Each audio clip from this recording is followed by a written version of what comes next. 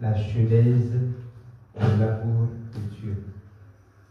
La genèse de l'amour de Dieu. Je vais essayer de m'appuyer sur le livre pour développer les enseignements qui sont dans le livre. Quand on parle de la genèse de l'amour de Dieu, ça renvoie au commencement de l'amour de Dieu. Dans Genèse 1, verset 1, la parole dit: au commencement, Dieu. Au commencement, Dieu créa les cieux et la terre. Et nous savons que dans 1 Jean 4, verset 8, la parole définit Dieu comme amour. Dieu est amour. Alors, si Dieu est égal à amour, on peut reprendre Genèse 1, verset 1, en disant au commencement, l'amour. Au commencement, l'amour. Et quand on creuse, on va voir, lisons s'il vous plaît 1 Jean 4, verset 16. On va voir, il est dit, et nous avons connu l'amour que Dieu a pour nous, et nous y avons cru. Dieu est amour. Celui qui demeure dans l'amour demeure en Dieu, et Dieu demeure en lui. Dieu est amour. Nous avons connu l'amour que Dieu a pour nous et nous y avons cru. Ça veut dire qu'avant de croire en l'amour de Dieu, il faut en avoir la connaissance. Avant de croire en l'amour de Dieu, il faut en avoir la connaissance. Si vous n'avez pas la connaissance à propos de l'amour de Dieu, vous ne pourriez pas croire en cet amour. Et Dieu, au commencement, s'est révélé à l'humanité comme étant amour. Le pasteur, l'apôtre Moïse, a mis l'accent sur certains points qu'il voulait souligner. Dans le chapitre 2, il a montré que Dieu est notre Père. Dieu est notre Père.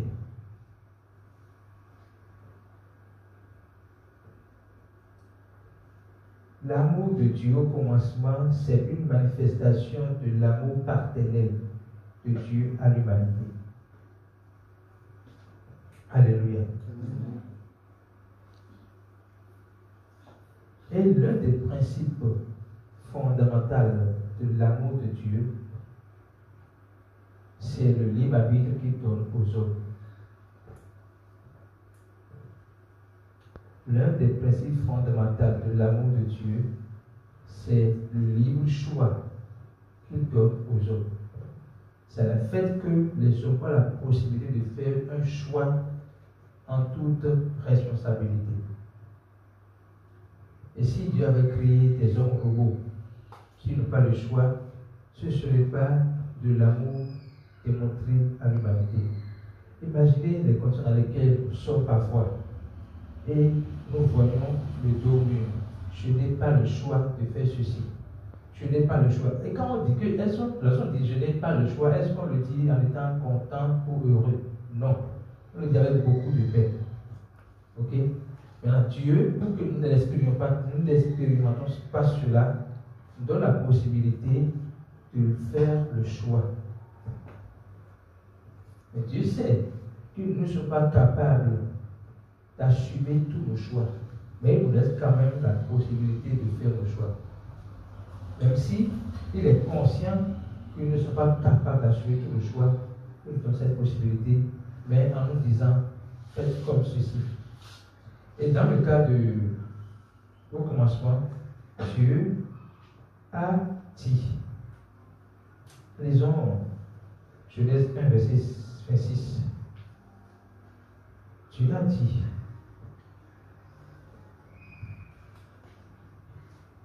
faisons l'homme à notre image, selon notre ressemblance, qui domine sur les poissons de la mer, sur les oiseaux du ciel, sur le bétail, sur toute la terre, et sur tous les reptiles qui rampent sur la terre. Dieu, dans ce verset, vous allez voir que la personne qui est créée à l'image de Dieu n'est pas Adam. N'est pas Adam dans lequel tu as soufflé avant qu'il respire. Cette personne-là est révélée dans Colossiens 1, verset 15. Colossiens 1, verset 15, s'il vous plaît. Lisons ça.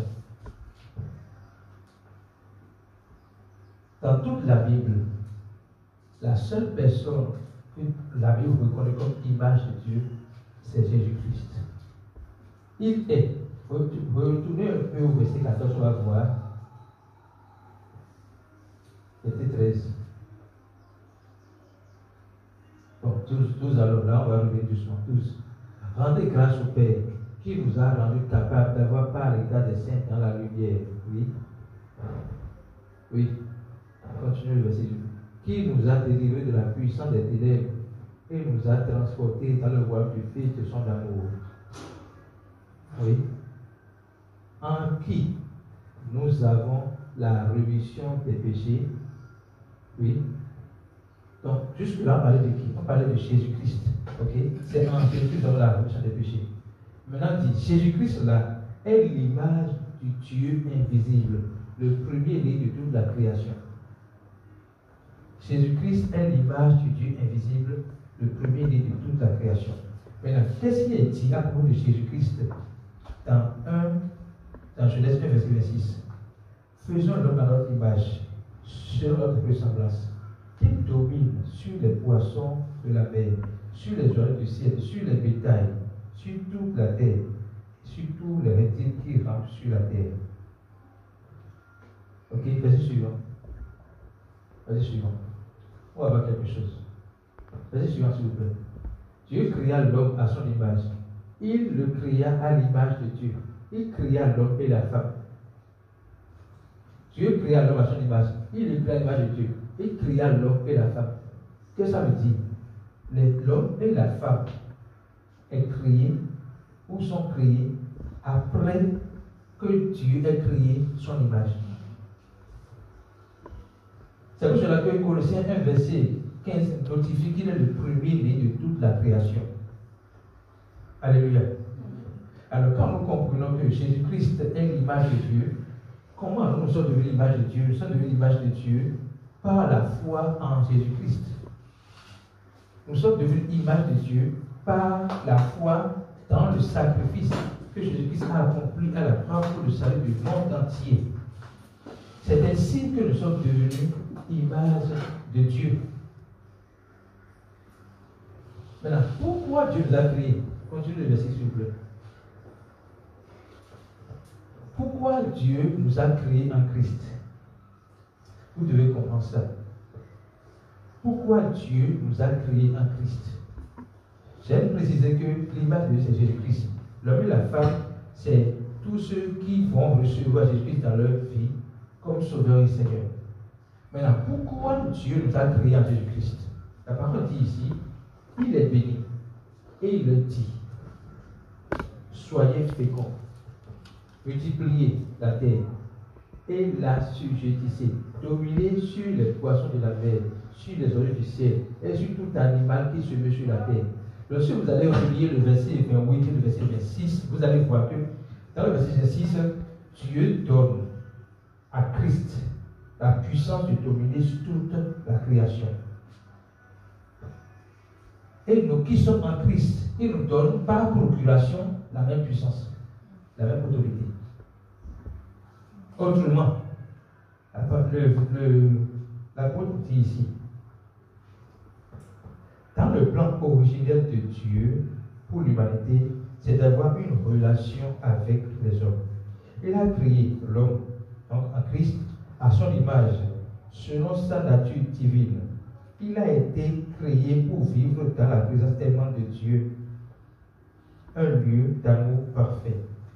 Il n'a pas été créé pour le rejet. L'apôtre nous notifie que nous ne sommes pas créés pour le rejet.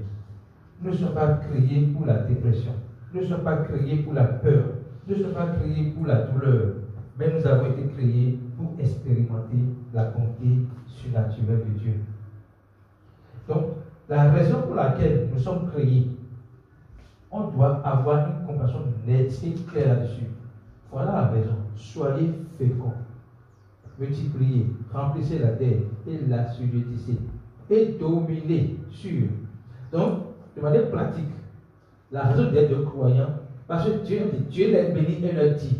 Donc, quand Dieu a béni ceux qui sont en Christ, quand Dieu a déclaré sa parole de bénédiction sur ceux qui sont en Christ, c'est ce à quoi ils sont appelés. C'est ce pourquoi ils sont créés. Être fécond. On va essayer de décortiquer un peu. Être fécond veut dire quoi? Quand la parole dit soyez féconds, ça veut dire qu'elle a déjà implanté à nous la semence de fécondité. Ça veut dire qu'il n'y a pas une création qui soit stérile. Alléluia. Ça veut dire que Dieu n'a pas béni. Quand Dieu a béni, il dit soyez féconds. Ça veut dire que pour être fécond, il faut avoir la chance de fécondité. Personne n'est créé sur cette terre comme femme, qu'on peut appeler stérile. Michael, tu comprends, finir. Stérile, enfant, là, comment on dit ça? Oui, si. Oui, hein? Oui, si, non, mais. Mais les matins, le premier film, ben non, moi, si, non.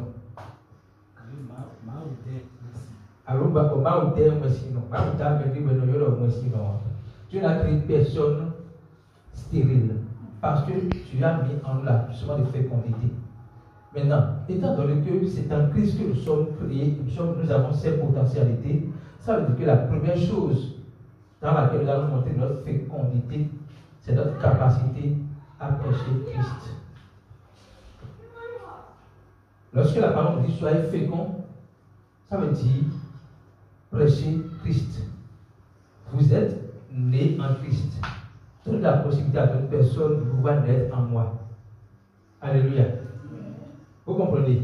Et ce principe continue au niveau de multiplier. Jésus-Christ, j'aime bien ce verset, c'est que Paul a révélé dans 2 Timothée 2, verset 2. C'est la stratégie que Jésus a utilisée pour qu'avec 12 disciples, presque le monde entier aujourd'hui connaisse Jésus-Christ.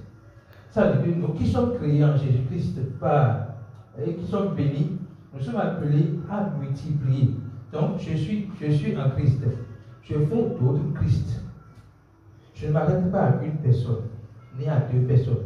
Mais je travaille à ce que les premières personnes que j'ai converties à Christ puissent devenir également des disciples capables de convaincre d'autres personnes à Christ. C'est ainsi que nous allons pouvoir multiplier Christ sur la terre. Alléluia. Ce principe est valable pour notre vie et sur cette terre. La fécondité appelle à notre créativité. Au commencement, Dieu créa. Au commencement, l'amour créa. La fécondité appelle à notre créativité. Nous devons être des gens créatifs. Et quand je dis que nous devons être des gens créatifs, ça ne veut pas dire que Dieu n'a pas mis en nous la capacité de créer. Nous avons le génie de la création en nous déjà. Parce qu'il est créateur. Chez Dieu, au commencement, Dieu créa. C'est un créateur.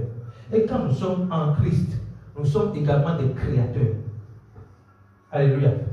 Donc, le fait la fécondité, il y a également l'inventivité, la créativité, l'ingéniosité. Alléluia. Nous avons tout cela en nous. Et le message de ce baptême nous appelle à explorer tout ce que nous avions. Nous prenons conscience de pourquoi nous sommes créés et tout ce que nous avions. Lorsque Dieu nous montre ce pourquoi nous sommes créés, il nous révèle en même temps que tout ce que je vous demande de faire, ce n'est pas vous qui allez produire ça, je l'ai déjà produit en vous. C'est à vous juste d'explorer tout ce que j'ai mis en vous pour pouvoir l'extérioriser. Alléluia. Donc, tout ce que je vais dire à propos de Jésus-Christ, commencez par le voir manifester dans votre vie quotidienne. Ok? Donc, fécond, multiplier. Mais lorsqu'on a multiplié les disciples de Christ, qu'est-ce qui va s'en suivre? Nous avons rempli la terre de Christ. Et quand on remplit la terre, pourquoi Dieu demande de remplir la terre? Selon vous, pourquoi? Il nous a appelés, vous êtes le sel de la terre. Vous êtes le sel de la terre. Ça veut dire que la terre a besoin du sel. Une sauce, quels que soient les ingrédients, sans sel, n'a pas de saveur. C'est vrai ou c'est faux, l'exemple? Une sauce, quels que soient les ingrédients, poisson, et quels que soient les ingrédients, si ça manque sel, on va apporter un quart de l'eau. Ça manque sel. Donc, le besoin du monde, de la terre, là où nous vivons, c'est le sel. Et il dit, soyez, vous êtes le sel de la terre. Cela nous fait dire quoi? Lorsque la parole dit assujettissez, ça veut dire que la terre peut être pourrie. La terre expérimente le pourrissement. Les hommes sur la terre sont corrompus. Les hommes sur la terre sont malades. Il y a des souffrances partout sur la terre. Et nous sommes là, en tant que croyants, pour apporter de la saveur dans la vie des gens. Ça veut dire que Dieu a mis en nous la saveur. Et je déclare que si dans votre vie, vous n'expérimentez pas la saveur de Dieu, je déclare que cette saveur qu'on vit maintenant au nom de Jésus-Christ, vous êtes capable de donner la saveur dans la vie des gens dans ce monde. C'est pour cela que nous sommes priés. Quand la parole dit assujettissez la terre, ce n'est pas assujettir les hommes pour les rendre esclaves, mais c'est détruire tout ce qui rend esclaves les hommes. Je reprends cette phrase. Quand Dieu dit assujettissez la terre, ce n'est pas assujettir les hommes, soumettre les hommes pour les rendre esclaves. Non. Mais c'est dit quoi? C'est aider les hommes à être libérés de l'esclavage. Tout ce qui rend les hommes esclaves, la misère, la pauvreté, la maladie, la dépression, la peur, tout ce qui rend les hommes esclaves, nous sommes là, en tant que Christ sur la terre, pour pouvoir donner de la saveur aux gens. L'apôtre a dit, on n'est pas créé pour le rejet. Là où il y a le rejet, nous allons prêcher que Dieu les a acceptés. Si le monde te rejette, Dieu t'accepte. Si dans notre famille, vous voyez que quelqu'un est rejeté, rappelez la personne. Les gens te rejettent, d'accord, mais Dieu t'accepte, Dieu ne te rejette pas. Alléluia. Amen. La volonté de Dieu, ce n'est pas que tu sois déprimé, c'est que tu sois joyeux, que tu sois content. La volonté de Dieu, ce n'est pas que tu vives dans la peur, mais dans l'assurance de ce que Dieu t'aime. Nous devons donner de l'espoir à l'humanité. Nous devons être la saveur sur la terre. Alléluia. Donc, le principe de l'assujettissement, ce n'est pas dominer les hommes, mais aider les hommes à dominer ceux qui les rendent esclaves. Alléluia. Et il dit maintenant, dominer sur les poissons de la mer. Donc, ça dit quoi? L'autorité du croyant, écoutez bien, l'autorité du croyant, ce n'est pas l'état des êtres humains. Nous n'avons pas autorité sur les êtres humains. Dieu ne nous appelle pas à dominer sur les êtres humains, mais à les élever. Mais pour ce qui concerne toute sa création, mer, oiseaux, ciel, animaux, tout ça, il dit dominez-les. Et Jésus a montré cette expérience-là plusieurs fois dans la Bible. Et je vais donner un seul exemple. Il dormait dans la barque. La tempête s'élevait. La barque est en train de vouloir chavirer. Et il dit, mais pourquoi tu dors? On est en train de périr. Et Jésus leur dit, homme de peu de foi. Et il se lève. Il dit, silence. La puissance que Jésus a utilisée pour dire silence à la tempête s'est tue.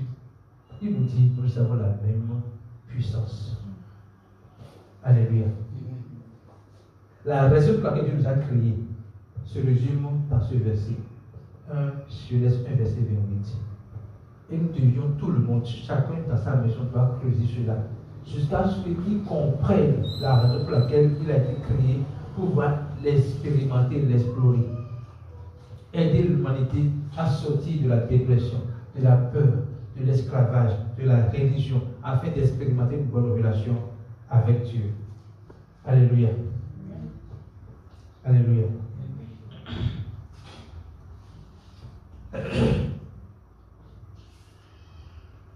Alors, je vais lire un extrait de ce chapitre que vous allez entendre. Nous pouvons voir que non seulement Dieu a créé l'homme à son image, mais il lui a aussi donné, à l'homme des bénédictions. Ces bénédictions. Et ces bénédictions doivent s'exprimer par la fécondité, la multiplication, le remplissage, etc. Des versets ci-dessus, nous pouvons dire que l'amour n'était que la source de motivation de la création. Dieu aime l'homme qu'il a créé, il a mis toutes choses sous son contrôle, donnant à l'homme la provision pour accomplir sa mission divine sur la planète. Vous comprenez? Il a fait l'homme à son image parce qu'il aime l'homme. La raison pour laquelle Dieu en Christ nous a fait à son image, c'est parce qu'il nous aime. Il nous bénit. Il a béni l'homme parce qu'il aime l'homme. Ok? Il a fait l'initiative. Il a l'initiative de la relation et de l'intimité entre lui et l'homme qu'il a créé. Alléluia. Dieu nous voit parfait. Quand il a fini de faire la création, il a créé l'homme. Il a dit, c'est très bon. Pour tout ce qu'il a créé, il a dit, c'est bon. Pour ce qui concerne l'homme, il a dit, c'est très bon. Ça veut dire que pour Dieu, nous sommes infiniment grands à ses yeux. Nous avons le potentiel pour l'aider à établir son règne sur la terre. Alléluia. Le second point que je voudrais souligner, c'est le fait que l'homme a chuté.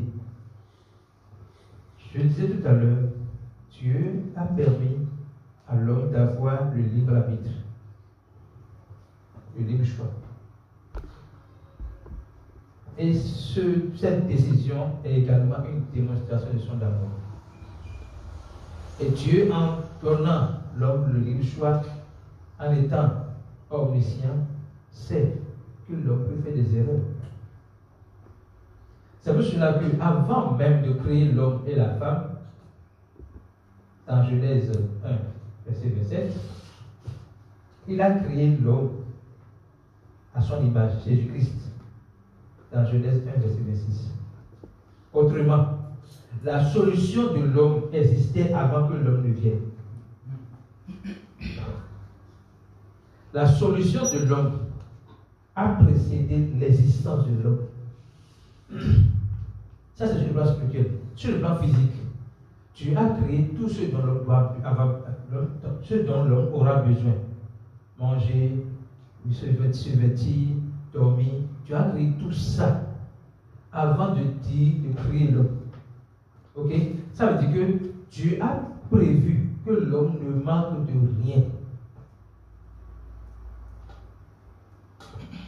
Il a pourvu à tout ce dont l'homme aura besoin avant que l'homme ne vienne sur la terre, avant qu'il ne crée l'homme sur la terre. Donc, sur le plan spirituel, Dieu savait que, étant donné que l'homme a le libre choix et qu'il lui a donné par amour, que l'homme peut faire des mauvais choix. Et cependant, parce qu'il n'est reçu plus de rien, il a prévu la solution avant la chute de l'homme. Alléluia. Il a dit à l'homme, entre l'arbre de vie et celui de la connaissance du bien et du mal, il dit, prends l'arbre de vie. L'homme a choisi l'arbre de la connaissance du bien et du mal. Or, Dieu lui a dit, si tu fais ce choix, tu mourras. Tu mourras d'une mort spirituelle. Ce n'est pas Dieu qui s'est séparé de l'homme. C'est l'homme qui, par son choix, s'est séparé de Dieu. Mais l'homme a pris une décision qu'il ne pourra pas assumer. C'est-à-dire que, en choisissant d'écouter la voix de Dieu, la voix du diable et non la voix de Dieu, il vient de prendre une décision qu'il ne peut pas assumer lui-même. C'est vrai qu'il avait conscience de la conséquence, mais il ne comprenait pas vraiment ce que ça veut dire. Peut-être quelque chose. Le fait que Dieu nous donne le libre choix est une manière de voir à quel point on peut lui faire confiance. Et l'apôtre a souligné ceci en gras. Je vais vous lire ça. Il dit, votre choix, je vais lire, le choix de l'homme peut être alors défini comme ce que j'ai appelé trustomateur. Trustomateur, je crois que c'est en anglais. Ce qui montre à qui vous faites confiance. Votre choix pour lui détermine votre confiance en lui. Ce que vous choisissez détermine en qui vous avez confiance. Ici, on voit pleinement le but du choix que Dieu nous donne. Le but du choix, c'est de nous permettre d'éprouver notre confiance en Dieu ou dans le diable. Si nous faisons confiance en Dieu, nous allons faire tout ce qu'il nous dira. Mais si on n'a pas confiance en Dieu, on ne pourra pas faire ce qu'il nous demande de faire. On a parlé ici sur la sensibilité à la voix de Dieu et la soumission à sa direction. Le croyant, celui qui a déjà cru, celui qui a déjà accepté l'œuvre de Christ, tu as quoi? En réalité, tu vas exercer son libre arbitre dans la soumission à la voix de Dieu. Il a toujours le choix, mais il doit faire en sorte de dire le choix de Dieu est mon choix. Écrivez ça. Le croyant doit arriver à un niveau où il pourra dire le choix de Dieu est mon choix. La décision de Dieu est ma décision. La direction de Dieu est ma direction. Et plus vous êtes convaincu de cela, plus vous aurez de la facilité à être soumis à Dieu. Mais si vous n'êtes pas convaincu, vous ne pourrez pas être soumis à Dieu. Or, il y a une puissance dans la soumission à Dieu. Je crois que c'est dans Jacques ou dans Galates, la parole dit, soumettez-vous à Dieu, résistez au diable, et il fuira loin de vous. Et quand je prends ce verset, j'ai l'habitude de dire que la soumission à Dieu est la résistance au diable. La soumission à Dieu est la résistance au diable. Imaginez que parce que Dieu a donné un ordre à Adam et Ève, ils n'ont pas obéi. Après, qu'est-ce qui s'est passé? Ils ont eu des enfants. Caïn a tué Abel. Est-ce que ça pouvait arriver s'ils avaient obéi? Parce que c'est par leur désobéissance, par leur incrédulité, que le péché a été consommé. Et c'est dit clairement dans Romains 5, verset 12. Déjà ça, Romains 5, verset 12. C'est par leur désobéissance, leur incrédulité, que le péché a été consommé.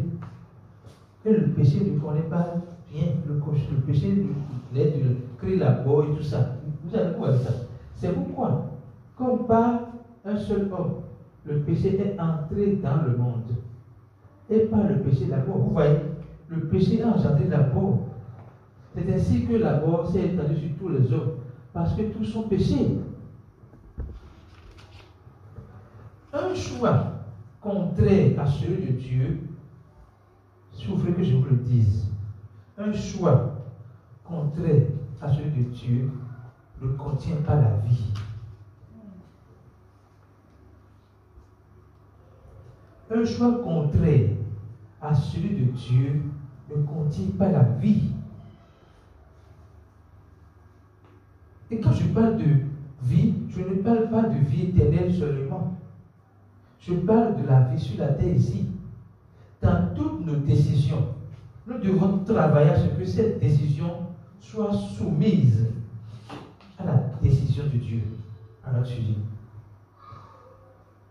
C'est ainsi que nous allons expérimenter la vie. Alléluia. Alléluia. Amen. Le Seigneur voudrait que nous comprenions ceci. La chute de l'homme était prévisible par Dieu. Dieu n'était pas surpris. Mais Dieu a trouvé la solution. Au commencement, l'homme n'a pas mis sa confiance dans la parole de Dieu. Il a fait un choix contraire à sa parole. Ce choix a amené d'abord la mort spirituelle, la séparation avec Dieu. Et dans le monde physique, Adam et Ève ont expérimenté le premier meurtre de l'humanité. Leur fils, Caïn, tue leur fils, Abel. Par jalousie. Alléluia. Nous devons savoir que le choix que Dieu nous demande de faire est le meilleur choix. On n'est pas plus sage que Dieu. Paul dit ça, je ne suis pas plus sage que Dieu. Je suis plus sage que Dieu. On n'est pas plus sage que Dieu. Son choix, sa décision, sa direction est le meilleur pour nous. Alléluia. Donc quand l'homme va chuter, Dieu a décidé de venir au secours de l'homme sans que l'homme ne le demande. Le péché t'a consommé. La parole dit deux choses. Le salaire du péché, c'est la mort. Le salaire du péché, c'est la mort. Deuxième chose, sans effusion de sang, il n'y a pas le pardon des péchés. Il faut bien quelqu'un pour assumer l'erreur que l'homme a faite. L'homme vient de créer un problème qu'il ne peut pas régler.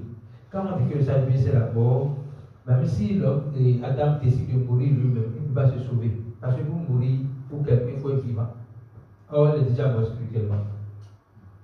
Donc, même s'il meurt physiquement, il n'a rien fait. Alléluia. Donc, quand on dit que le salaire du péché c'est la mort, ce n'est pas va te tuer, lorsque tu vas te tuer, donc tu as payé le salaire de tes péchés. Non, non, non. C'est de croire dans la mort de Jésus-Christ pour toi. Parce que pour que Jésus puisse livrer, Jésus a livré son corps et a versé son sang pour toi. Pour qu'il fasse ça, il faut qu'il meure d'abord. Alléluia.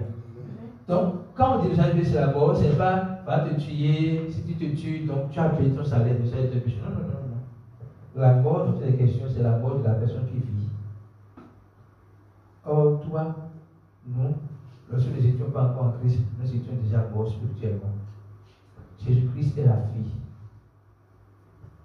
Jésus-Christ est la vie. Jésus-Christ est la vie. Et en tant que vie, il a dit, ma vie là, personne ne me l'a ôté. Je le donne moi-même, afin de le reprendre. Jésus-Christ a donné sa vie pour l'humanité. Par son sacrifice à la croix, sa crucifixion et sa mort. Après sa mort, il a été enseveli, il est ressuscité de la terre pour notre justification. Vous devez comprendre que lorsque Jésus-Christ payait le prix du péché à notre place, nous n'étions pas là. On n'a pas vécu sa souffrance. On n'a pas vécu ses douleurs. Il a tout payé. Il a tout pris sur lui, afin que nous ayons la vie facilement. La grâce que nous avons aujourd'hui a coûté très cher à Jésus-Christ. Alléluia. Donc, pour aider l'homme à sortir de la chute, Dieu a pourvu à la solution, qui est le salut. Le salut pour l'homme. Et dans le chapitre prochain, nous allons voir la problématique du salut. Je pense que ça fait le salut, l'expression de l'amour de Dieu. Nous allons commencer par apprécier le Seigneur qui nous a accordé la grâce de prendre part à cette étude biblique qui nous aide à comprendre. Première chose, je vais résumer l'enseignement. Première chose, Dieu, au commencement, est amour. Et son amour est un amour qui crie. De toute la création, nous sommes la meilleure création de Dieu. Étant donné que nous sommes créés maintenant à son image en Christ, nous sommes appelés à lui ressembler. Ressembler à Christ, c'est prendre conscience de la raison pour laquelle nous sommes venus sur la terre, qui est clairement dit dans Genèse 1, verset 28. Nous sommes, appelez-moi ça, revenez sur le verset Genèse 1, verset 28. La manière dont nous allons ressembler à Dieu, c'est de prendre conscience et d'expérimenter ce que Dieu a destiné pour nous en Genèse 1, verset 28. Soyez féconds. Fécondité spirituelle, fécondité sur la terre ici. Soyez féconds de dire prêchez Christ, soyez créatifs vous-même dans tous vos business, dans votre emploi, dans tout ce que vous entreprenez, soyez créatifs. Ok? Multipliez. Essayez de faire en sorte que la création que vous faites soit multipliée à l'infini. Et faites en sorte de remplir la terre de votre créativité. Dieu nous appelle à la créativité. Nous sommes des créateurs, des co-créateurs avec Dieu. Et ce qu'il veut, c'est que par nous, le monde puisse connaître le salut. Et que par nous, nous puissions montrer au monde qu'on peut être croyant et être des créateurs, des inventeurs. Alléluia. Nous sommes appelés à dominer, à assujettir la terre. Non pas en dominant les hommes, mais en aidant les hommes à dominer sur tout ce qui les rend esclaves. Alléluia. Nous sommes appelés à dominer sur toute la création. Savoir que nous avons toute la création sous notre contrôle. Dieu a mis tout sous notre contrôle. On n'a pas besoin de déprimer. On va aider les gens qui dépriment à revenir à la raison. Merci Seigneur Jésus. Levons-nous sur le pied et on va commencer à prier.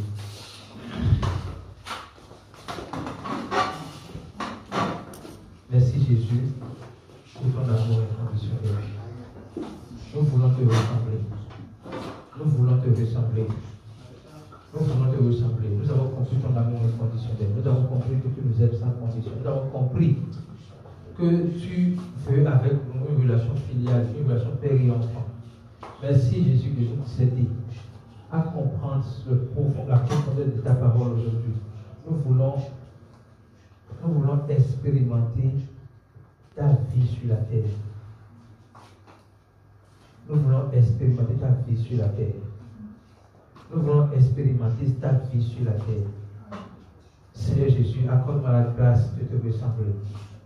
Je veux que tu pries du fond de ton cœur. Je veux te ressembler. Je veux ressembler à qui tu es. Tu es amour. Je veux ressembler à ton amour. Je veux ressembler à ta nature. Je ne veux pas seulement porter ton ADN en moi. Je veux refléter cet ADN. Accorde-moi la grâce de refléter ton amour, de manifester ton amour. Merci Jésus. Merci Jésus. Merci Jésus. Merci Jésus. Merci Jésus. Merci Jésus. Au nom de Jésus, nous avons prié. Tu nous as appelés pour que nous puissions être féconds. Et tu nous révèles que si tu nous dis que nous sommes féconds, c'est parce que nous avons déjà l'assurance en nous. Alors je voudrais déclarer, je veux que chacun déclare, je suis fécond. Je suis fécond sur le plan spirituel, mais également fécond sur le plan émotionnel, matériel et financier. Je suis fécond, je suis créatif, je suis inventeur. Je déclare dans le nom de Jésus que j'ai la capacité de créer ce dont le monde a besoin. J'ai la capacité de créer ce dont le monde a besoin. Je suis le sel de la terre et je déclare que par ma vie, la saveur est donnée à l'humanité. La saveur est donnée à mon entourage. La saveur est donnée à tous ceux qui pourrissent autour de moi. Je déclare que partout où je suis, le pourrissement n'a pas sa place. Le pourrissement n'a pas sa place. La corruption n'a pas sa place. La maladie n'a pas sa place. Le meurtre n'a pas sa place. Rien de ce qui déshonore Dieu n'a sa place. Merci Jésus, parce que tu fais de moi le sel de la terre, la personne par qui la saveur accède à la terre.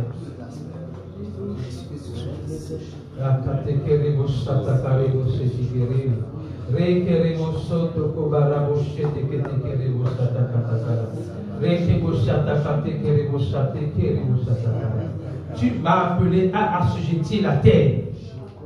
Tu m'as appelé à assujettir la terre. Je déclare dans le nom de Jésus que tous ceux qui ne confessent pas ton nom dans ma vie, dans ma famille, dans mon ministère, dans mes entreprises, je les déracine maintenant au nom de Jésus. Je les déracine maintenant au nom de Jésus. Je les déracine maintenant au nom de Jésus. Je suis délivré du péché éternellement. Je suis devenu enfant de Dieu. Merci Jésus. Merci Jésus pour la grâce que tu me donnes d'être créatif. Pendant que je parle, et je suis très sérieux, pendant que je parle, tu es en train de mettre des idées claires dans l'esprit des gens. Des idées claires comme solution à l'humanité. Dieu vous donne des idées claires comme solution aux besoins de ce monde. Ne résistez pas à ces idées. Commencez par les noter et commencez par les explorer. Demandez à Dieu une direction claire par rapport aux idées qu'il vient de vous donner. Demandez à Dieu une direction claire par rapport aux idées qu'il vient de vous donner, afin que vous puissiez expérimenter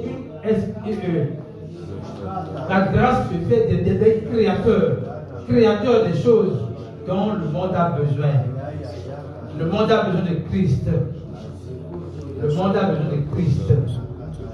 Et l'idée qu'il vous donne, c'est pour glorifier Christ. L'idée qu'il vient de vous donner, c'est pour glorifier le nom de Jésus. Ne résistez pas, ne doutez pas.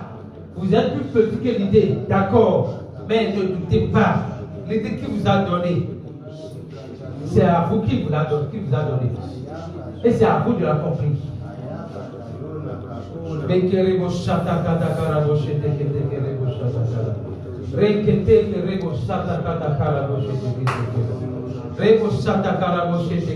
Il a dit, dominez la terre et toute la création. La parole veut que nous dominions la terre et toute la création. Dieu nous appelle à parler aux situations, à imposer notre autorité aux situations, à imposer notre nature aux situations, à ne pas laisser les situations nous dominer, mais à dominer sur les situations.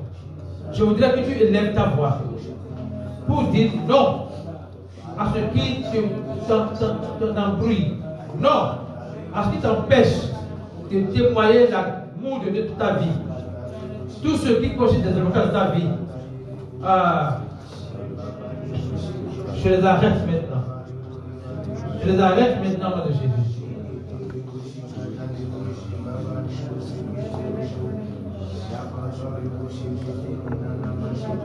L'amour de Dieu triomphe. La bonté de Dieu triomphe dans ta vie. La grâce de Dieu triomphe dans ta vie. La puissance de Dieu triomphe dans ta vie.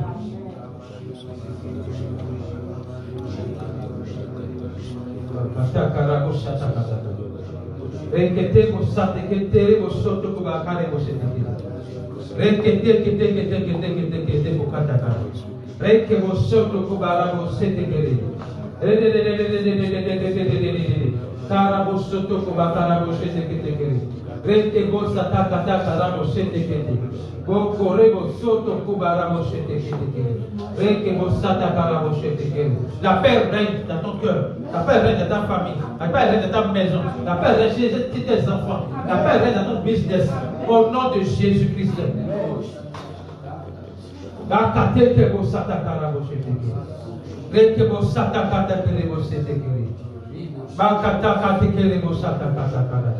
Le mois qui vient, le mois de septembre, est un mois de créativité, est un mois de fécondité, de multiplication, au nom puissant de Jésus-Christ.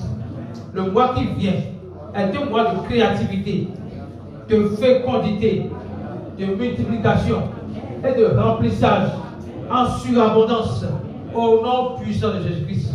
Merci Jésus, parce que tu l'as fait. C'est au nom de Jésus que nous avons prié. Alléluia.